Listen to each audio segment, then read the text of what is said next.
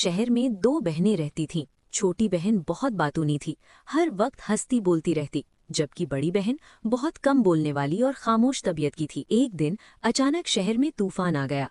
तेज हवा और बारिश के बायस हर तरफ एक अजीब सा माहौल बन गया। लोग अपने घरों में महसूर हो गए और सड़कें सुनसान हो गईं। दोनों बहनें घर में थीं। वो दोनों खिड़की के पास बैठ गईं और बारिश को देखने लगीं। छोटी बहन ने आहिस्ता आहिस्ता अपनी दिल की बातें शुरू की। उसने अपनी छोटी छोटी खुशियां, ख्यालात और एहसासात शेयर किए। बड़ी बहन खामोशी से सुनती रही।